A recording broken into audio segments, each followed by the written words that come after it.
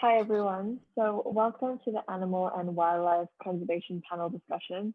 I'm Tanya, your moderator for this afternoon. This event acts as the concluding element of the Dastak Chota packet production, following up from the play Earthward Ho, written by Sunita Lad, which revolves around animal cruelty on Earth. I am joined today with two animal welfare experts, Kartick Satyanarayan, and the co-founder and CEO of Wildlife SOS based in India, and Anbarasi Boopal, the Deputy Chief Executive of Acres Wildlife Rescue Center based in Singapore.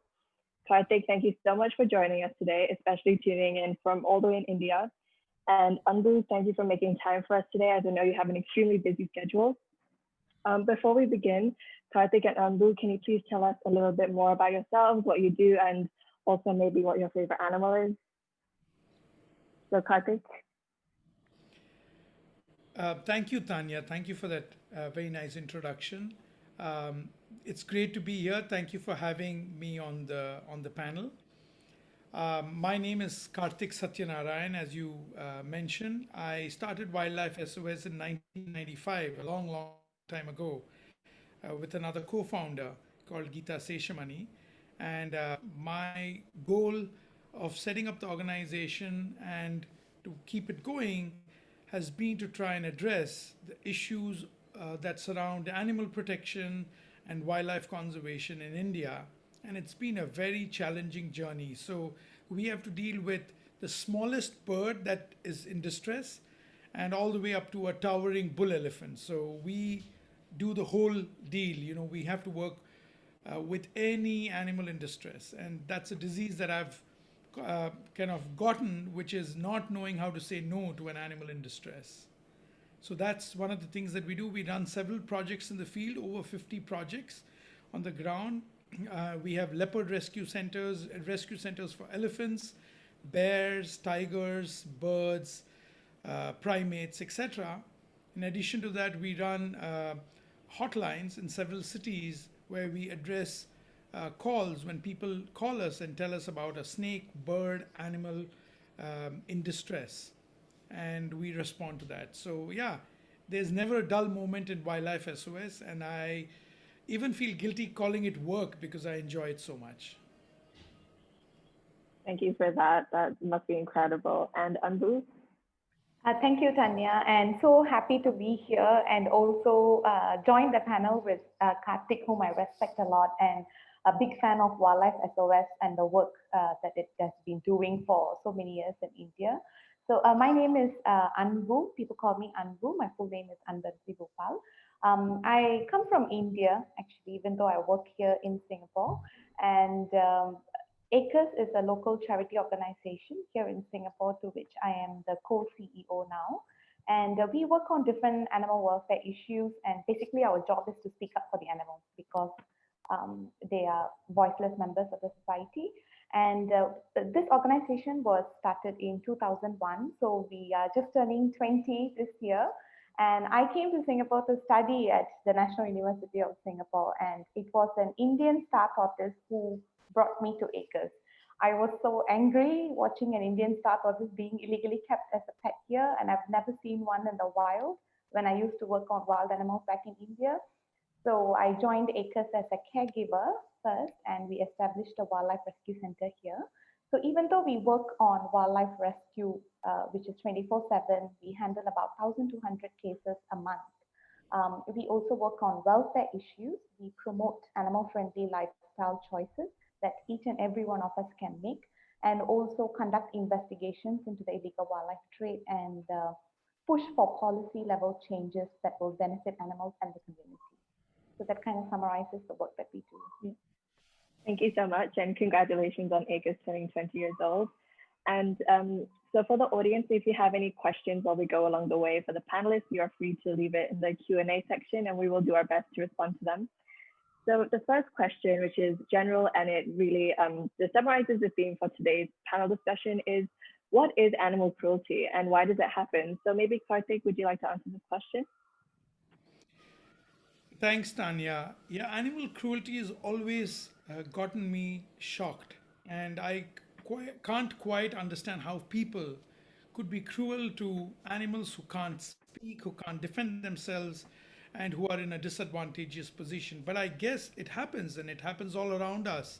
There are a number of reasons, and it could be stemming from people just being sadistic, and they get abused at home and they want to show it on someone, so they end up showing it on a kitten or a puppy or something like that.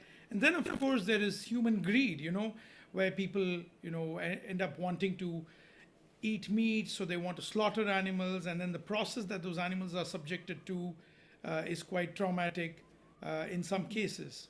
So we have those, but then there are other cases of cruelty where animals are exploited quite unnecessarily, purely for human entertainment, which is again quite upsetting and unfortunate. Like, for example, a circus, where lions, tigers, elephants, hippopotamus, and all kinds of animals, including dogs and horses, are all trained using extremely cruel, painful, and torturous methods. So those animals can perform unnatural tasks, so people in the audience who are watching can be entertained. And the same thing goes with elephants being subjected to give rides to tourists. For example, no elephant will let anybody sit on its back unless it is subjected to a great deal of torture, during which it is trained to allow people to sit on its back, because these are wild animals. And so yes, I can keep talking about cruelty, but we have to constantly be aware about how cruelty exists around us, and be conscious and try and prevent it whenever we can. And I think I remember when I was in school in Bangalore, I was studying and I was coming back home, and I saw this man who was whipping his horse. And this poor horse, it was a pony really, not even a horse, and it collapsed because he had loaded his cart with a large volume of metal rods, and the horse just couldn't carry the weight, the pony, and it collapsed. But instead of helping the pony up, he was whipping it, hoping it would get up. And I don't know what happened to me. I just got overcome with so much anger, like Anbu said. I was just quite upset, and I went over and snatched the whip away from him and gave him a piece of my mind. And then there was a big crowd of people who gathered together, and I convinced them to help the pony up, take the weight of the cart of the pony. I was tempted, to be honest, to make the man pull the cart, but I think common sense prevailed and we avoided that. But that was one of my early incidents where I remember that I just couldn't control myself. I had to intervene and stop that aspect of cruelty. Thank you so much for that anecdote. I think it's really important for people like you to be involved and actually take action against situations like these. Anbu, why do you think it's important to save animals and their natural habitats? Why does it benefit everyone, in your opinion?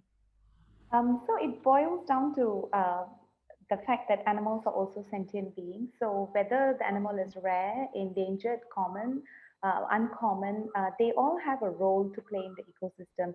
I believe we are the only species who have been damaging our environment and also affecting other species and more or less depleting the natural resources.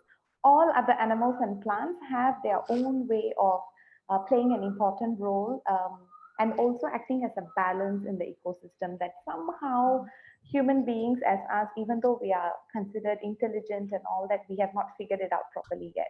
So it places a huge responsibility on us to protect whom we have and also their homes, because it is our actions that have affected their lives.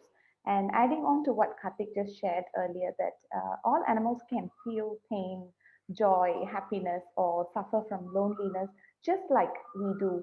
I'm sure the lockdown has put us through that experience as well.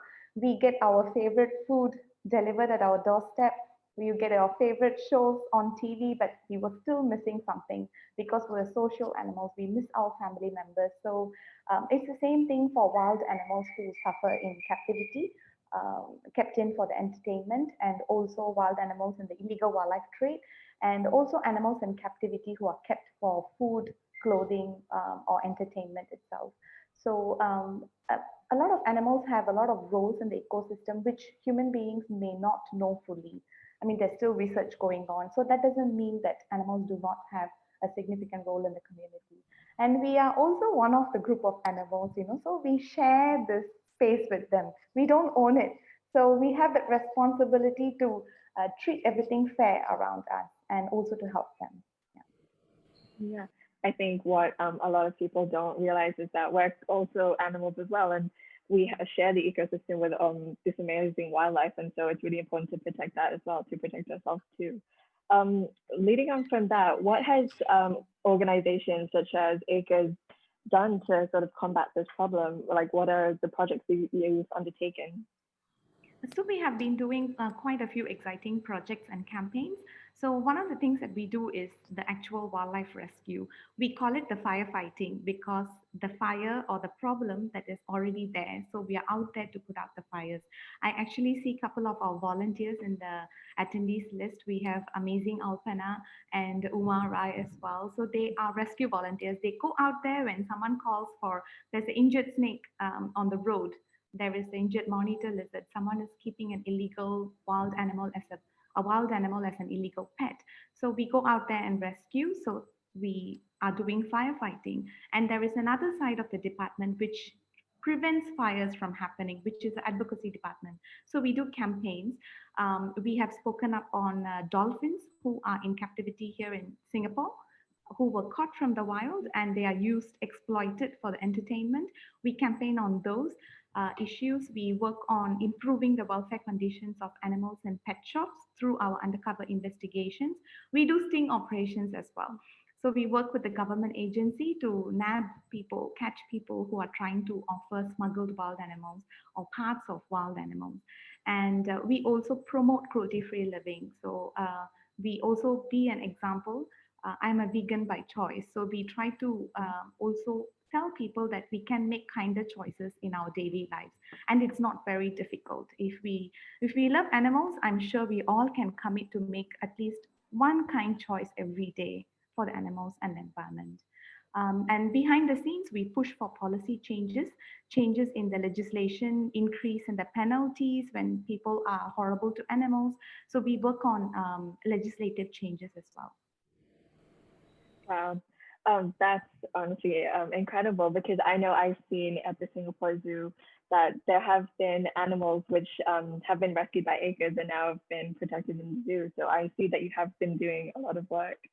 For Kartick, I know in India and your Wildlife SOS has been doing a lot of work with elephants, as we can see by the massive elephant behind you. So what are specifically the issues surrounding the plight of elephants in India, and why do you think you should ride them, as you said before? Well, elephants have been, an important part of Indian culture, mythology, tradition from time immemorial. But now, India is the last stronghold of the wild Asian elephant population.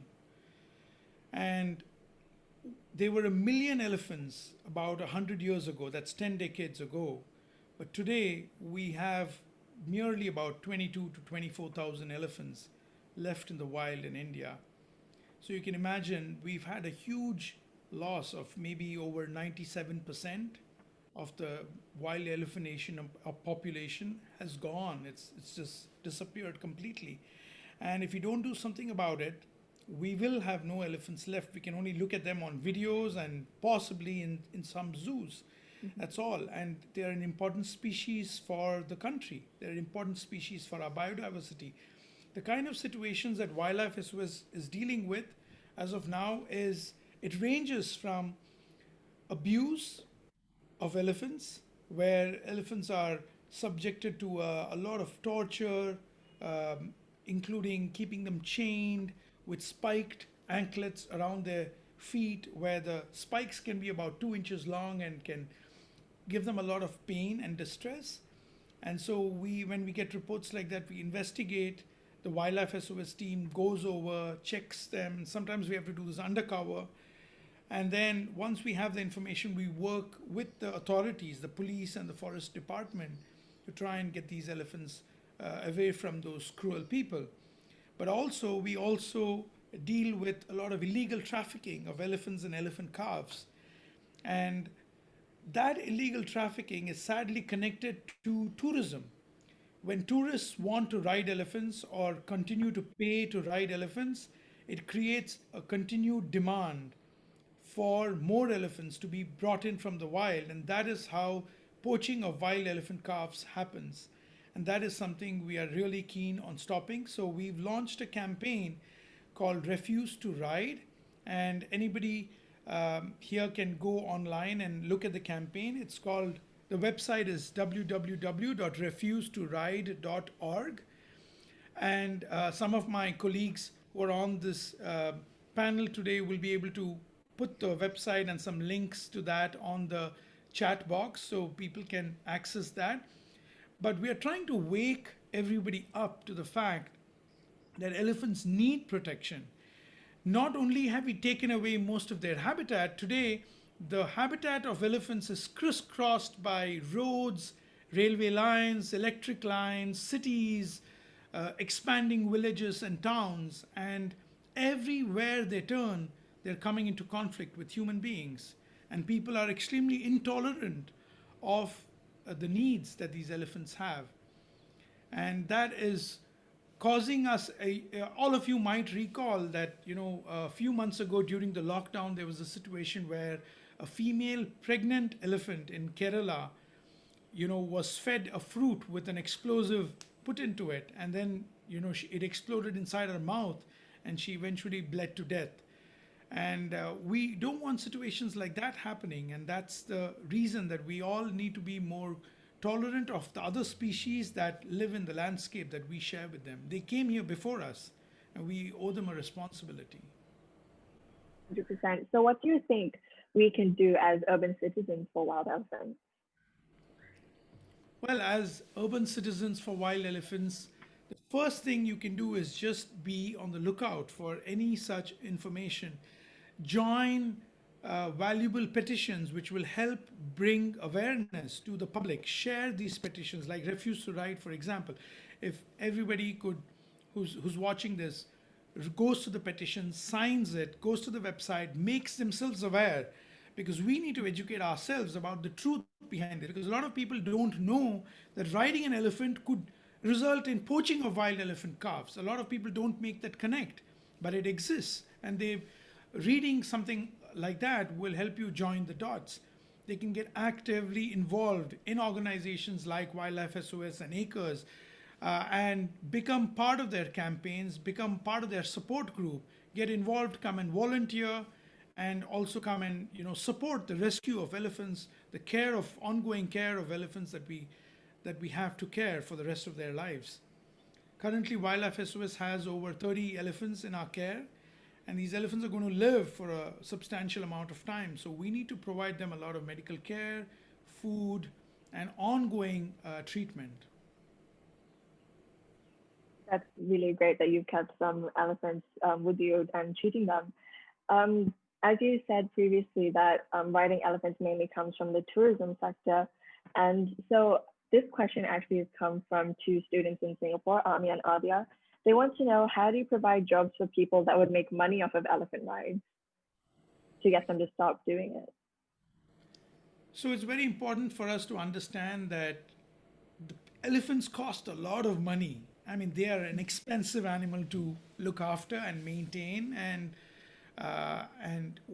they cost thousands of dollars to feed every week and every month. And people who own elephants are not poor people.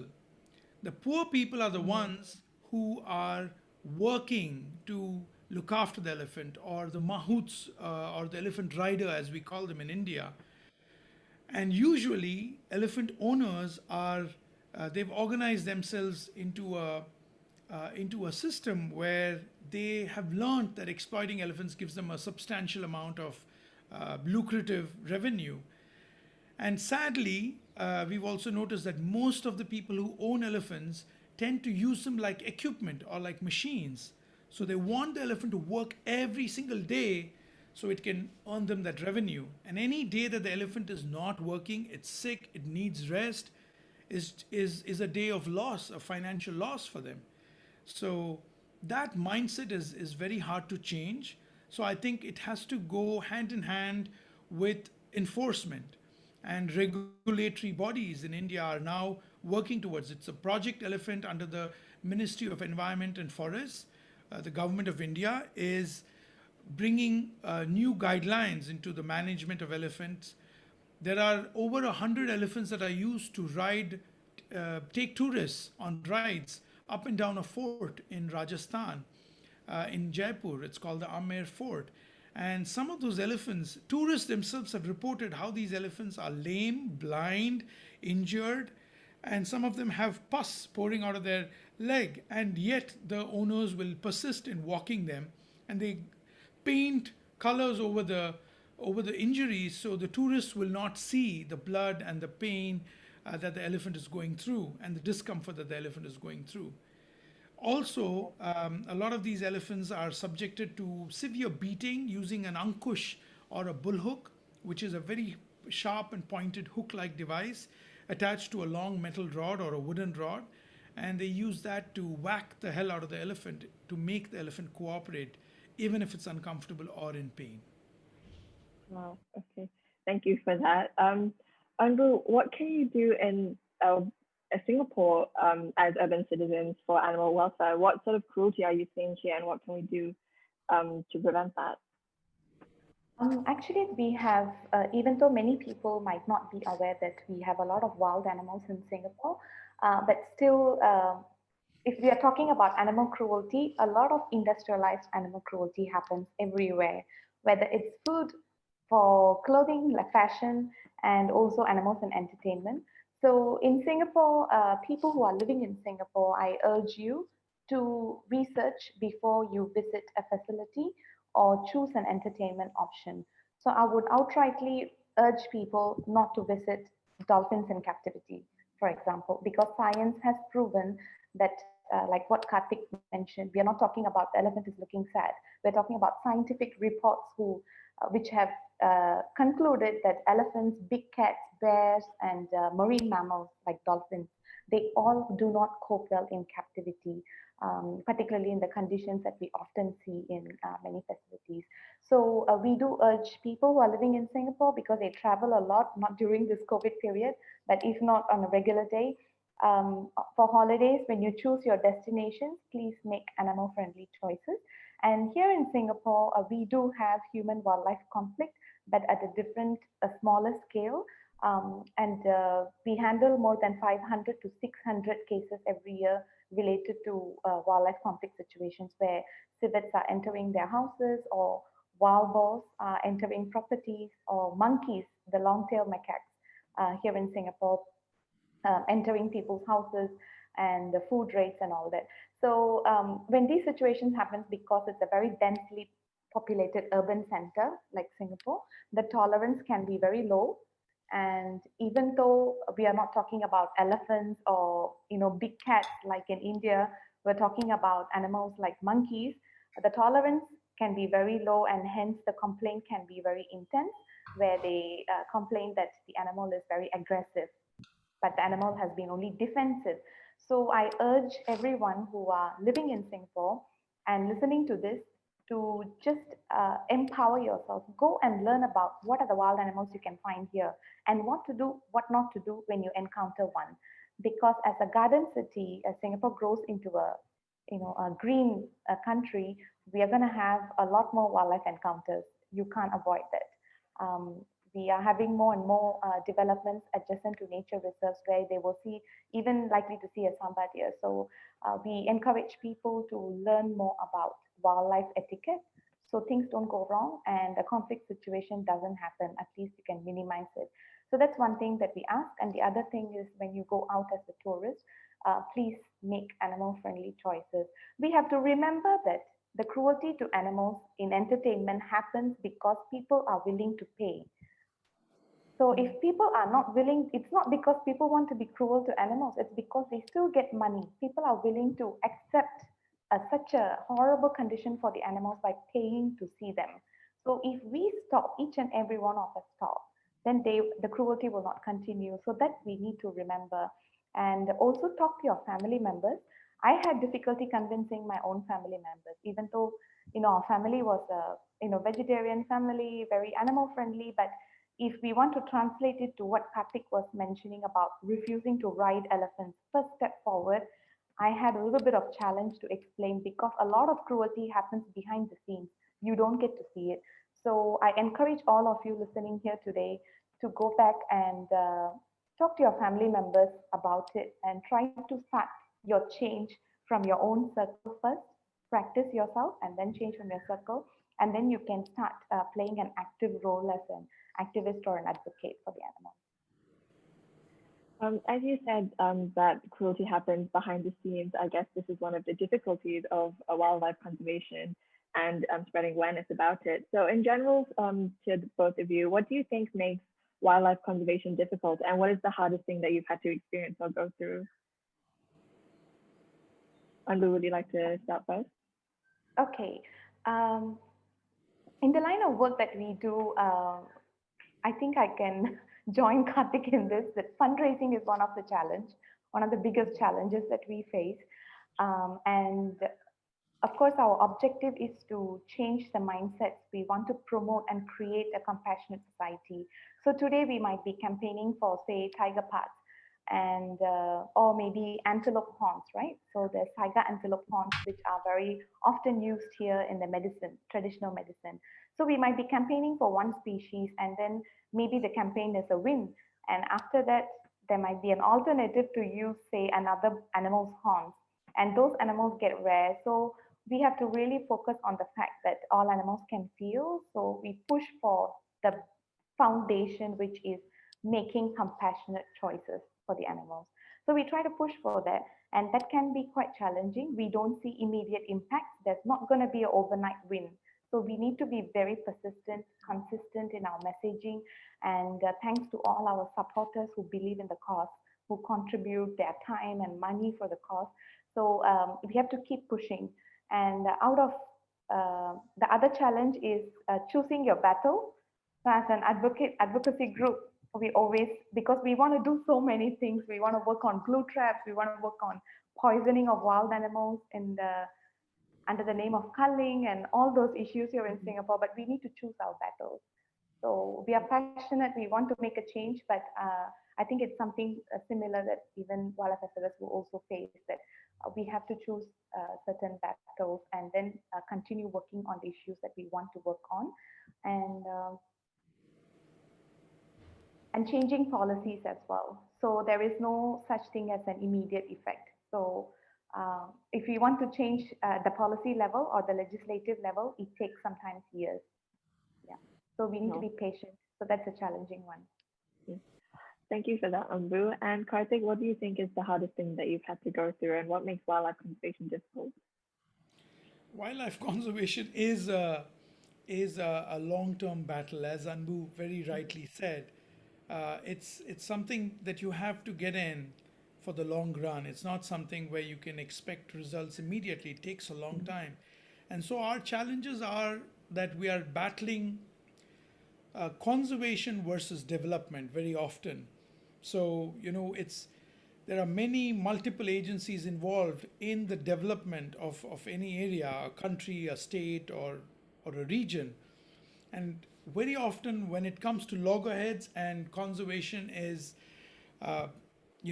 sacrificed because most developing countries, most nations, most people, contractors and agencies will want that development. So, if they want to put a train line, the quickest way is to go through the forest. In circumventing the forest is going to cost them maybe millions of dollars more, or expensive, and it's going to take more time. But if they don't make that conscious choice of avoiding that protected area, then that is the beginning of the end for that region, because it will cause so much of destruction. And the number of species, it'll have such a huge cascading effect ultimately on human beings. But I think very often people don't pause to think about that we are living on borrowed time, we are living on a borrowed planet, we are just guests here, and we owe a duty to these citizens, that is the animals, the denizens of the forest who came here much, much before us. And they have moved away. Human beings have forced them out of the way so we can have our cities and our roads and all of that.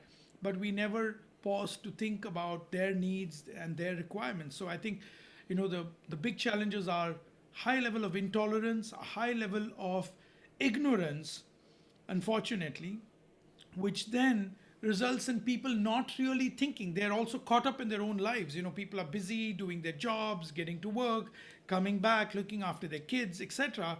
They don't pause to think, what is making it possible for them to live here?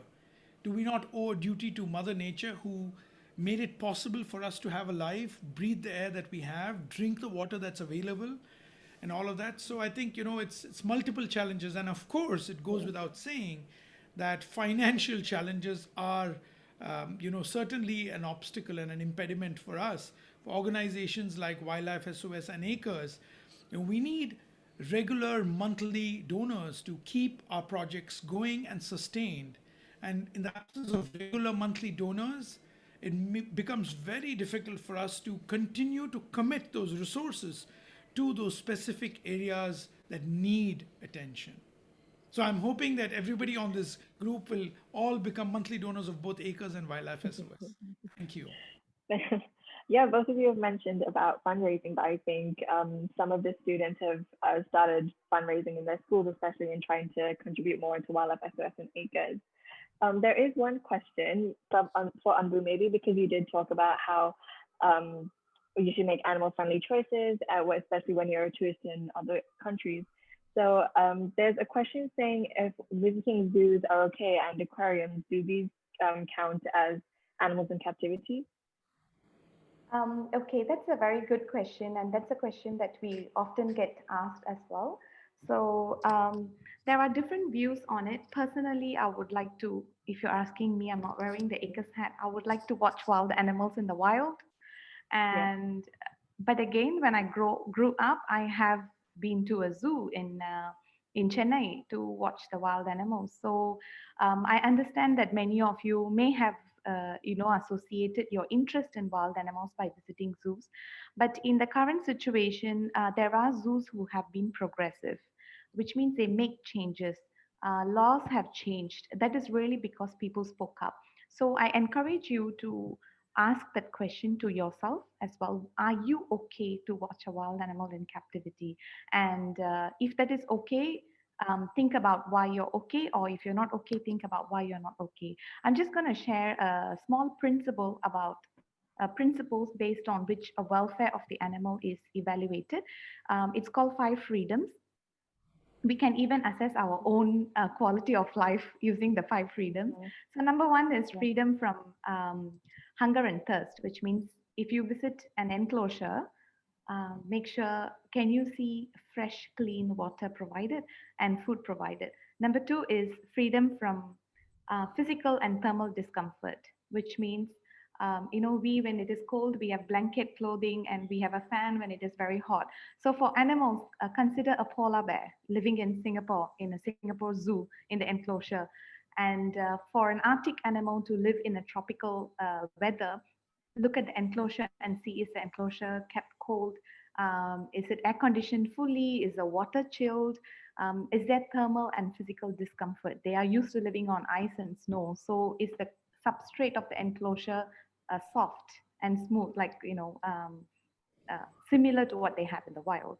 And number three is freedom from disease, pain, and injury, which means, is there a veterinarian? Is the animal injured? Is the animal getting proper veterinary care that he or she should? And is the enclosure safe for the animal? And then number four is freedom from fear and distress, which is the animal performing? Is the animal forced to perform unnatural tricks, which will involve horrible training methods often? So something similar to what Kartick shared. So if you assess a facility based on all these things, are they activities which involve posing with an animal for a lot of money? So there's a lot of commercialization there. And the last one, the freedom, is the most challenging one to meet, which is freedom to express natural behavior.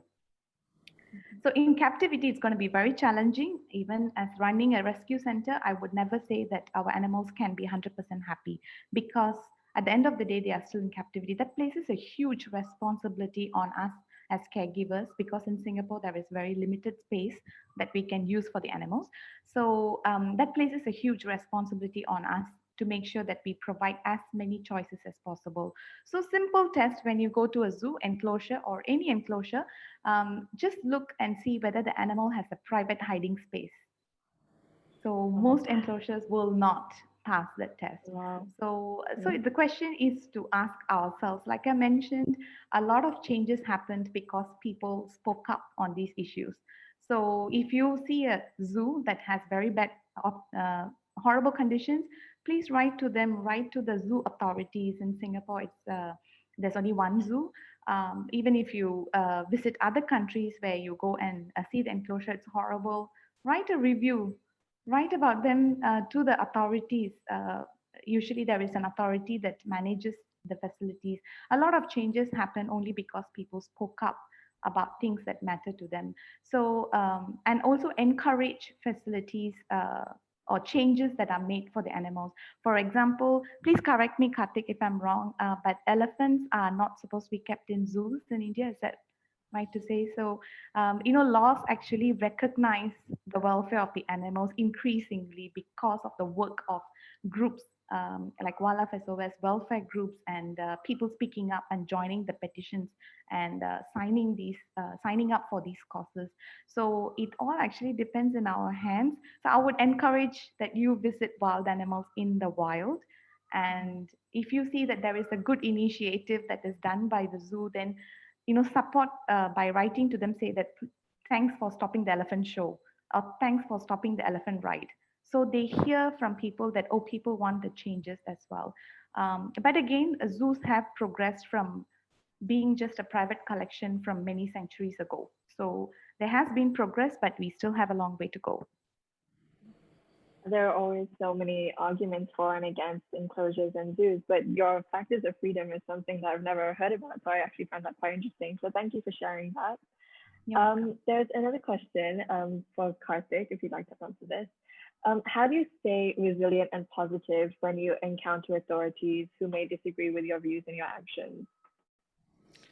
It can be depressing, it can get frustrating, but this is not a battle we can afford to lose. These animals need us.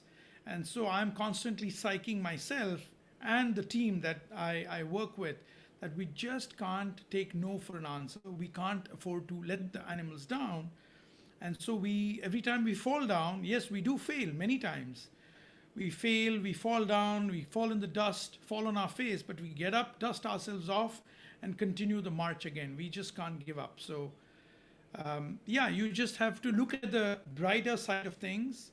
And like Anbu said, choose your battles, but we have to keep ourselves strongly motivated, positive, and know that a few people, all it takes is a few good people to make a difference. Each and every one of us can make a huge difference to the life of an animal, a bird, a reptile, and to nature. And I feel that all of us, once we get involved in this movement and we're interested in doing this, I think we become the chosen few, and we get special powers from above, and we can do cool things to help animals. Yes, you and Anbu are doing so much for the animal community in India and Singapore. So thank you so much. In terms of us getting involved, how do you think citizens or students or societies, what can we do to stop animal cruelty? What do you think is the next step for us? Do you want me to get it, or You can get in, then I'll pass the question on to Anbu as well. I feel that education is a really important aspect. A lot of people end up being cruel because of ignorance, and it stems from a lack of knowledge, a lack of education, a lack of awareness about the needs of that species. Like we see people throw scalding hot water on monkeys or on cats because they think they're unlucky or they're causing trouble, but they don't realize that when you look into the eyes of a primate, it's almost like challenging it. So just understanding the basic behavior of that species or those animals can make a huge difference. So I think it's important that we educate people, and everybody tries to educate themselves and then spread awareness, and then get involved with organizations such as Acres and Wildlife SOS, where you are constantly receiving good news about changes that are being made on a daily basis, animals that are getting rescued on a daily basis. And then I think, volunteering can make a huge difference. If people start offering to, even if you don't have much time, maybe help write thank you cards, help spread, share things on your social media, go to a sale and help raise some support, or go to go for a march, or sign a petition and share it. All of these things can be a good start. And then just get connected. I think connecting people with organizations like ours opens their eye to, and opens a window in their life where they can see that change is possible. And a lot of people, when we started our work with dancing bears, there were over 1,200 dancing bears that were being used illegally across India. And when Wildlife SOS started our work, and my colleague and co-founder Geeta and I went to investigate it, a lot of people said, how are you going to be able to stop this? Because there are thousands of families that depend on these bears, and there are thousands of people across India who pay these people to make it lucrative.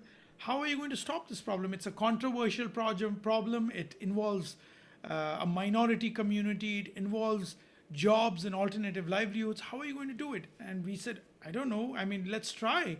The worst that can happen is we can fail. So we started. We started working with the community. We started helping them find, get water, drinking water, started helping them get education for their children. And slowly they came forward, and we convinced them to hand over their bears willingly. The government of India and the state government supported us by giving us land. And we set up, India's first ever bear rescue center near Agra, very close to the Taj Mahal. And we eventually rescued over 628 bears, and we rehabilitated 3,000 families. So, what people thought would take a lifetime of 50 years, we did in maybe less than 20 years. And I feel really proud that we were persistent. It was frustrating. It was upsetting. We had to make a lot of sacrifices, personal sacrifices as well, but it is very rewarding at the end of the day, and fulfilling, that you can make a huge difference if you stick to your guns. And Ambu, what do you think we can do next as society? What are our next steps forward? Kartick has really beautifully summarized, and I think it's about making a change. So it's great that this question came about, because a lot of times people think that, oh, SPCA should do something about it, ACRES should do, the government should do something about it.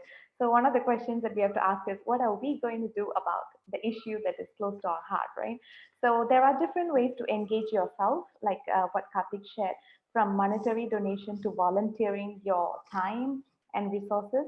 And the other thing is try try this out, where becoming a catalyst, for example. So actually we have one catalyst, I'm sure there are many catalysts in the attendees now, but I would like to just talk about Alpana, who is here. So she's amazing because she has a group of people around her whom she has inspired, whether they are children or adults, working adults or non-working adults. Their life changes after that. Because when you meet and talk about issues with Alpana, she will immediately tell you, why don't you take up this project and do it? Why don't you start something small? For example, one thing is, in your own community, can you look at your stray animals, community animals? Can you collect a few friends and then start a neutering project? There are so many groups who are doing sterilization of stray dogs and cats. So even if you can bring about an impact in your own community, it will make a huge difference in the lives of those animals whom you're helping. And the other thing is, if you're studying, if you're in a school, start your own club, and then raise awareness among your peers, among your friends. If you're doing an event to raise funds, add a component of raising awareness as well, which means you're asking people to take action. That is the most important thing. So it's not just about, okay, today I signed a petition and then they forget about it, but to actually have a follow-up action as well. So, and also empower yourself with the helplines and hotlines. So if you see an offense, a crime to the animals, you know who do we call.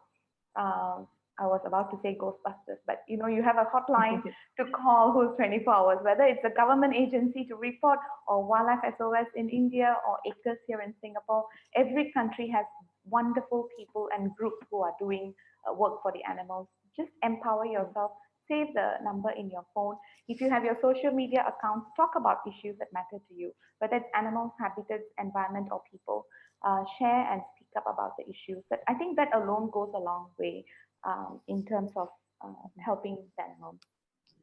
Yeah, I'd like I to think add it's to yes, what Anbu said and just Yes. say that it's really important that each and every one of us knows that we can and we are capable of making a difference. And I'd like to point out that amazing Alpana, as Anbu put it, Alpana Huja, who's also, I think, a participant on today's panel in the webinar, I think is a great, outstanding example where she is, she's got endless energy and she volunteers with both Wildlife SOS and with Acres, and she's also on the board of Acres. And I think she brings so much of positive energy and volunteers at any given opportunity, and she never says no to anything that you can throw at her, whether it's fostering an animal, going and catching a snake, or painting till doomsday to raise money to support these causes. So each and every one of us can make a difference. So it's important to think how you can get involved and reach out to Acres and Wildlife SOS and ask us if you have some ideas or you want to engage with us in a particular way. Please do. yeah, I think especially I know because I did want to volunteer for a while, so I looked into ACRES and they do have very good volunteering programs. So I think for students, like I think that's just such a great opportunity to get involved firsthand. So yes, I think all students should just check out these websites and organizations and see what they can do. So thank you. We have about 10 minutes left, so I'll ask 2 or 3 questions more. One that particularly struck some interest is, what is your opinion on keeping pets at home? Would you like to answer, Kartick?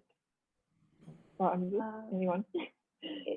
I can start and then maybe if Kartik wants to add Yeah, on sure. because so one of the questions that we do get asked also is that if you are telling me that if I cannot provide, a member of public would ask that if we are unable to provide for a wild animal like a tortoise as a pet in captivity, then what about dogs? Dogs also have a lot of needs.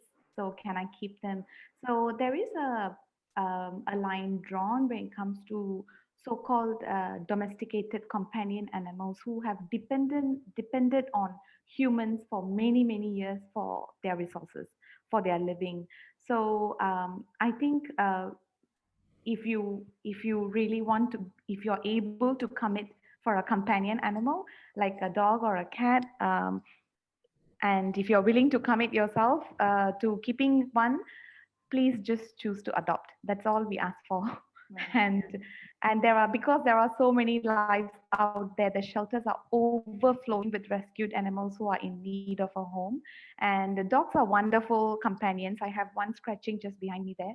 I have 3 dogs, rescued mongrels. They're amazing, and you can meet their needs, but again, it doesn't stop with food and water. There are also emotional needs for these animals. Even for a rabbit, people keep them in a cage and put food, carrot, and then water. But they do need enrichment as well. Same goes for uh, birds, which I would definitely encourage not to keep them in cages. They do not belong at cages, so don't please keep them as pets. But for other animals, it's just not about food and water.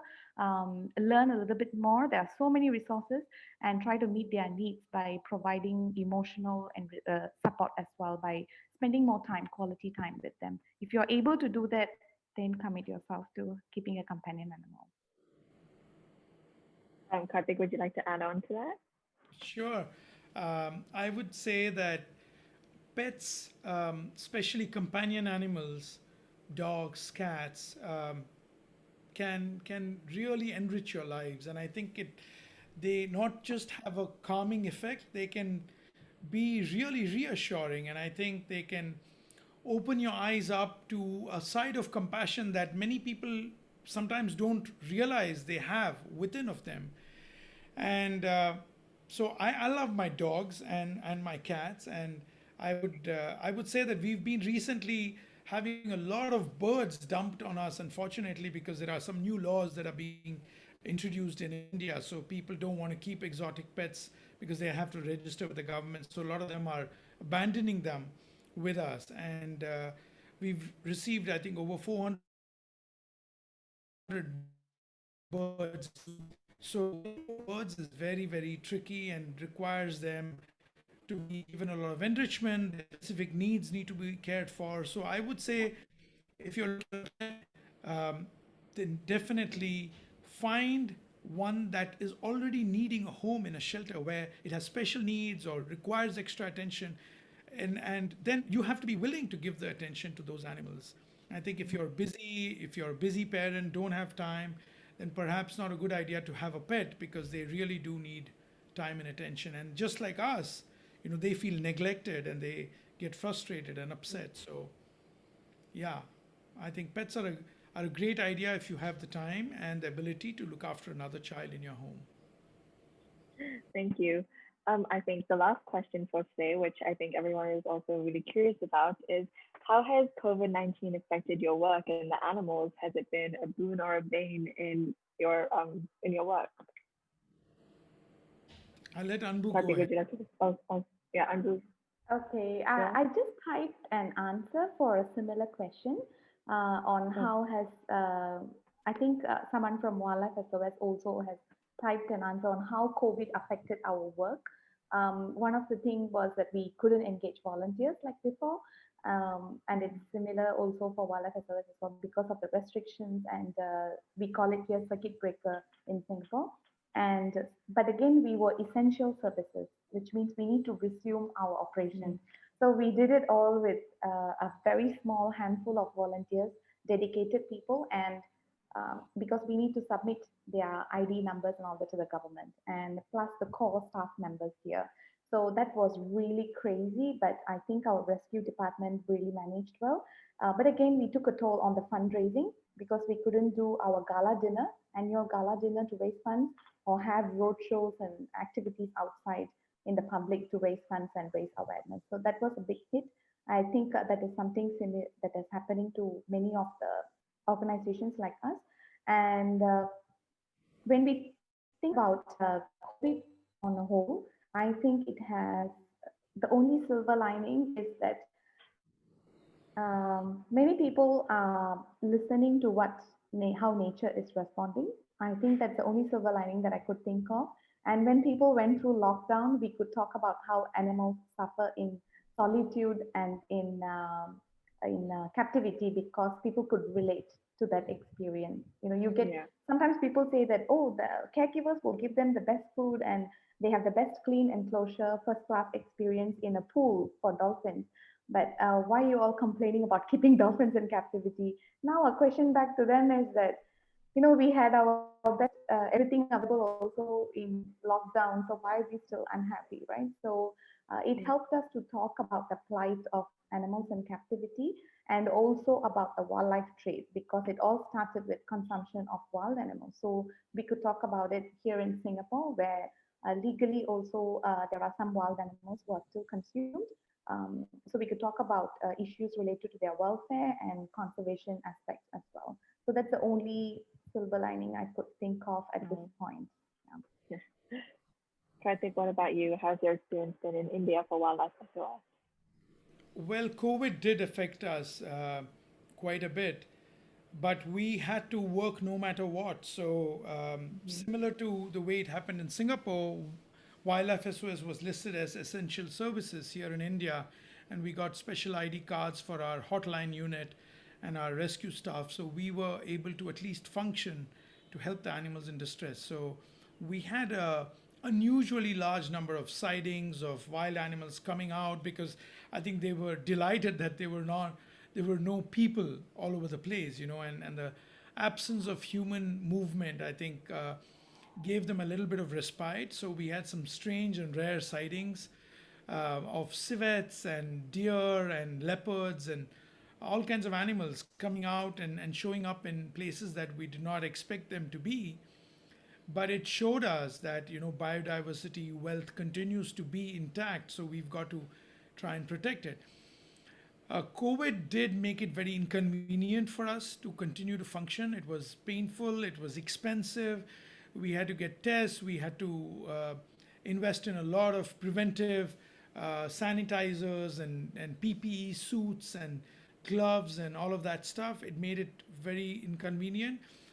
But as Anbu mentioned, I think it did have a silver lining. We were able to use that opportunity to wake people up to the fact that things like this could happen and backfire when you start exploiting and abusing animals unsustainably.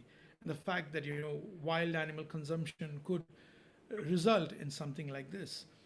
Our fundraising took a major hit as well during COVID because we weren't able to do all of the things that we could have done for fundraising. And yes, I think a lot of supporters also, because people lost their jobs, people weren't able to continue to extend the same amount of support that they had before the COVID lockdown started. I think we had some supporters who unfortunately couldn't continue to support our work, and they had to get off their monthly donations and stuff. And we hope that it'll come back again in the future. But that those were how COVID affected us and impacted us. Hopefully with this audience, we'll get more fundraising for both ACRES and Wildlife SOS. I think that is all the time that we have today. Those are the questions I wanted to ask. So thank you so much, Kartick and Anbu, for being for taking time out today and being part of this panel discussion and teaching us so much more about animal welfare and wildlife conservation. I'm sure all of us, especially the people in the audience, have learned something new today. I know I have. For the audience, thank you for participating and sending in questions. This recording will be made public if you'd like to share it with your family or friends. And please do make sure to check out the Wildlife SOS and ACRES website to find out more on how to volunteer and how to donate. So yes, thank you once again. Thank you so much.